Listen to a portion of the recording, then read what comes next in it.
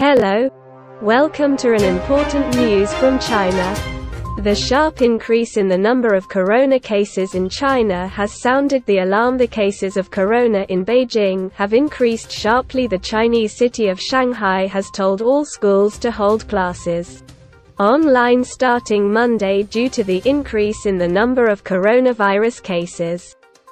In an online statement, the Shanghai Education Bureau also ordered the closure of kindergartens.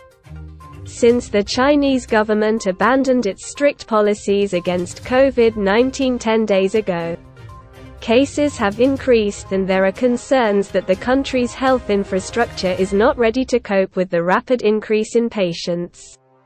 Recently, after unprecedented demonstrations in China against the severe restrictions of the fight against corona, the Chinese government cancelled some strict measures, including sending people to quarantine centers or camps. The Chinese government adjusted the plan to reduce the number of corona infections to 0 in response to the protests. How China silences protests against COVID restrictions. Protesters in different cities of China demanded an end to the zero COVID policy, which was implemented in this country for nearly 3 years. Meanwhile, there is evidence of a new wave of deaths from COVID-19 in Beijing. Chinese authorities have not reported any deaths from COVID-19 across the country since December 4. But staff at 2 Beijing morgues say the overall death toll has been far higher than usual.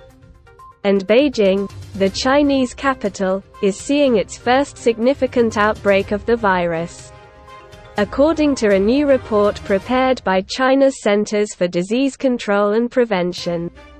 If the authorities want to prevent the death of nearly 1 million people due to COVID-19, booster vaccines must be made available in the capital quickly and controls apply socially.